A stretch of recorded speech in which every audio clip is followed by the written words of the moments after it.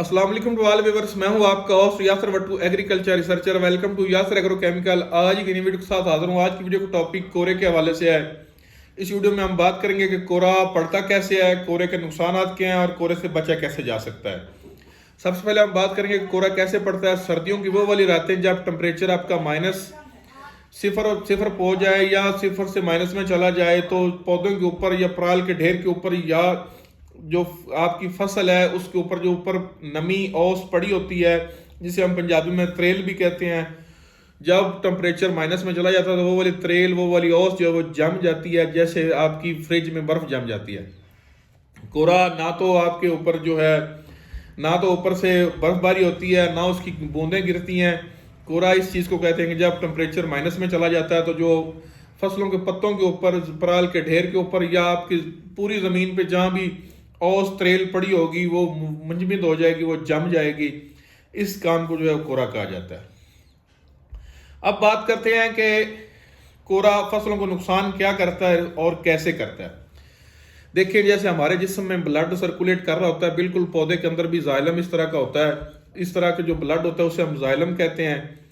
वो सर्कुलेट कर रहा होता है और पौधे के पत्ते के अंदर भी आर्टरीज, वेनें होती हैं, नाड़ें होती हैं। जैसे हमारे जिस्म के अंदर आर्टरीज, वेनें हैं, वो जो है वो सारे का सारा जाइलम को खुराक में कन्वर्ट करके सिट्टे तक या फ्रूट तक ले जाने का काम करती हैं। जब उनके ऊपर पानी पड़ता है और त्रेल पड़ती है और वो माइनस डिग्री की वजह से जम जाती है, वो बर्फ बन जाती है, तो उस वजह से जो पौधे के अंदर जो जाइलम होता है वो भी बिल्कुल जम जाता है। जो उसकी आर्टरीज, जो उसकी वेनें होती हैं, वो ब्लॉकेज हो जाती हैं।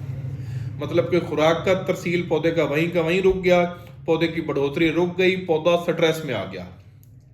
तो ये नुकसान करता है। अगर कोरे की शिद्दत ज्यादा हो और मुसलसल 3 से 4 दिन पड़ जाए तो वो फसलें वो झुलस जाती हैं, वो सड़ जाती हैं, वो बिल्कुल खराब हो जाती हैं। तो अब बात करते हैं कोरे से बचने का तरीका। कोरे से बचने के दो बेहतरीन तरीके हैं, जो बगैर स्प्रे के हैं और बाकी स्प्रे वाले हैं। सबसे पहले हम डिस्कस करेंगे कि वो वाले तरीके जो बगैर स्प्रे के हैं। तो देखें कि अगर आपकी फसलें खेलियों पे लगी हुई, आपकी फसल खेलियों पे लगी हुई, तो फिर आप रात को जो है ईशा के बाद या मगरब के बाद, बेहतर तो कि आप ईशा के बाद जो है उस फसल में जो बिल्कुल हल्का सा ताज़ा पानी लगा दें। नहरी पानी नहीं लगाना, आपने ताज़ा पानी लगाना है। टूल का आपने ताज़ा पानी लगा देना। उससे ये होगा कि वो जो बुखारात खारिज करेगा, उसकी वजह से जो आपके ऊपर जमी होगी बर्फ या लेयर जमी होगी कोरे की, वो पिघल जाएगी और पौधा जो है वो बिल्कुल ठीक हो जाएगा। दूसरा तरीकाकार ये है कि पुराने फार्मर जो पहले सब्जियां लगाते थे पुराने दौर में, तो आज भी कुछ फार्मर जो छोटे लेवल पे सब्जियां लगाते हैं, 2 एकड़, 4 एकड़, 5 एकड़ पे, वो ऐसे करते हैं कि जिस तरफ हवा का रुख हो, मतलब कि इधर से हवा आ रही है तो आपकी फसल भी इस लंबाई में 4 एकड़ का प्लॉट है, तो उधर कॉर्नर पे वो पराल का ढेर या पाथियों का ढेर रखेंगे, उसे आग लगा देंगे। उसका धुआं जो है वो हवा के जरिए फसल के ऊपर से गुजर के जाएगा, तो वो भी कोरे की जो लेयर है उसको भी पिघला देता है और पिघलने की वजह से फसल जो है स्ट्रेस से बाहर आ जाती है। ये 2 तरीके थे बगैर स्प्रे के और ये इंतहाई कामयाब तरीके हैं। अब बात करते हैं स्प्रे से कैसे कोरे से बचा जा सकता है। देखिए, जो फार्मर टनल के अंदर सब्जियां काश्त करते हैं उनसे आप पूछें तो वो आपको बताएंगे कि जब कोरा शिद्दत से पड़ता है तो टनल के अंदर भी सब्जियों को नुकसान देता है। मतलब कि आपकी शापर की लेयर भी कोरे को प्रॉपर कंट्रोल नहीं कर सकती। तो जब आपकी शापर की लेयर कोरे को कंट्रोल नहीं कर सकती, तो भाई कोई ऐसी कंपनी नहीं है, कोई ऐसा स्प्रे नहीं है जिसकी वजह से जो है ना, जिसकी वजह से आपकी जो फसल है वो बच सके और उसके ऊपर जो कोरे का जो अटैक है वो ना हो। हाँ, एक बात ज़रूर है कि जितनी भी फसलें हैं उनमें अगर आपकी फसल कमज़ोर होगी कोई, तो उसके ऊपर कोरे का स्ट्रेस आ जाएगा, और कोई फसल कमज़ोर नहीं होगी उसके ऊपर कोरे का स्ट्रेस कम आएगा। तो अब बात करते हैं कि जो फसलों के ऊपर कोरे से बचने के लिए कौन सा स्प्रे कर सकते हैं। देखें, बचने के लिए कोई स्प्रे भी नहीं कर सकते, एहतियाती तदाबीर हैं। हम जो है वो कुदरत के बिल्कुल अपोजिट नहीं जा सकते। हाँ, एहतियाती तदाबीर हम कर सकते हैं। रात को कोहरा पड़ा है, सुबह आप जो है उसके ऊपर फसल के ऊपर NPK का स्प्रे कर दें। अगर आपकी फसल जो है सब्जियात हैं तो उसके ऊपर आपने NPK 2020 का स्प्रे नहीं करना, बाकी सारे स्प्रे कर सकते हैं। बायोस्टिमुलेंट कर सकते हैं, NPK 88 कर सकते हैं, पोटाश कर सकते हैं, अमाइनो एसिड कर सकते हैं। एनपीके 2020 से ये होता है कि फसल को वेजिटेटिव ग्रोथ मिलती है, और वो जो सब्जियां हैं वो जब वेजिटेटिव ग्रोथ करती हैं तो फिर वो फल और फूल की तरफ वो कम जाती हैं, फिर वो शाखें निकालती रहती हैं।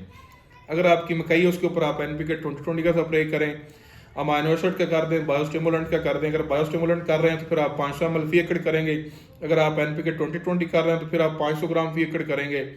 अगर आप एनपीके 886 कर रहे हैं तो फिर आप 1 लीटर करेंगे। अगर आप पोटाश 30% कर रहे हैं तो आप फिर आधा लीटर करेंगे।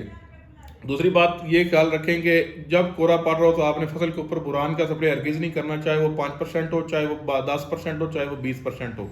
बुरान का एक काम होता है, बुरान का एक ये काम होता है कि जो पत्ता होता है वो फसल की फ्रूट फैक्ट्री होती है, उसके अंदर जितना भी जो आपका कह लें जाइलम या खुराक तैयार खड़ी होती है, जब बुरान का स्प्रे करते हैं तो वो उसे इंडिकेट करता है कि ये सारी की सारी खुराक जो है वो सिट्टे की तरफ चले जाए या पौधे के फल की तरफ चली जाए। तो अगर आपने बुरान का दिन को स्प्रे किया हुआ है, 2 दिन पहले स्प्रे किया हुआ है, और जाहिर सी बात है खुराक जो है वो सारी की सारी जो है ना वो फ्रूट की तरफ जा रही है, तो अगर रात को कोरा पड़ गया तो पत्ते आपके कमज़ोर होंगे, तो कोरा नुकसान कर सकता है। जब कोरा पड़ता है तो जो पौधों के अंदर जाइलम होता है वो भी जम जाता है। जैसे हमारे जिस्म के अंदर खून है ना, तो उसके ऊपर आप बर्फ रखें तो नीचे वाला खून भी जम जाएगा, बिल्कुल वैसे ही एज इट एज जो है ना वो क्लोरोफिल जो होता है ना, जाइलम होता है, वो भी बिल्कुल जम जाता है। पौधे की जो वेन्स होती हैं स्टक, वो स्टक हो जाती हैं, पौधा स्ट्रेस में आ जाता है। तो अगर आप इसके ऊपर तफसीलन बात करें तो बहुत वीडियो लंबी हो जाती है, और आप मेरे जो सब्सक्राइबर फॉलोअर्स हैं वो फिर सारी वीडियो देखते भी नहीं हैं, क्योंकि मैं तो एक सेकंड की रिपोर्ट लेता रहता हूँ। तो उम्मीद है कि आपको मेरी बातों की समझ आ गई होगी। इंशाल्लाह मिलते हैं अगली वीडियो में। जज़ाकल्लाह खैरा, अल्लाह हाफिज़।